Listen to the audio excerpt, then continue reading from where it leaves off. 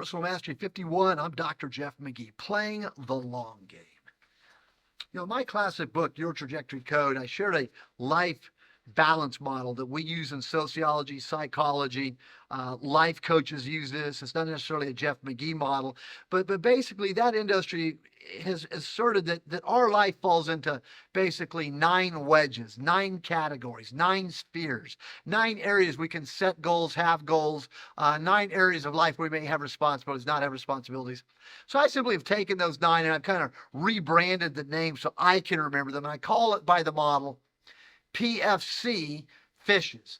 So PFC fishes, and each letter stands for a category of life. And again, you can grab a copy of my Your Trajectory Code book by John Wiley and read it, or Apple iTunes, download it and listen to that book and that chapter.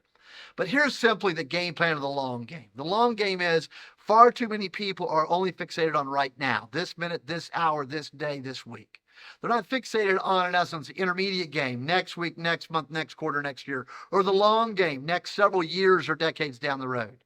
So if you want to be successful in your life, no matter what your age is, think of it as a puzzle. And if you've ever sat down to put a puzzle together and you've done this, I'm giving your secrets away, or you've done this with someone who knows how to put puzzles together, where do they start? Do they start by just grabbing any pieces, or they look for the edges and put the frame around it so they have an idea and then they build the rest of it out?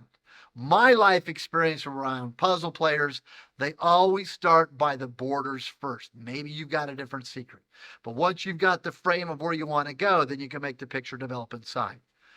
At the time I'm recording this, my mom is 95 years of age, and she's always playing the long game.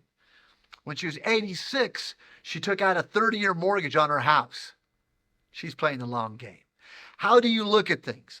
Play the long game and you'll win every time. But when you play the short game, you and everyone else loses more often than not.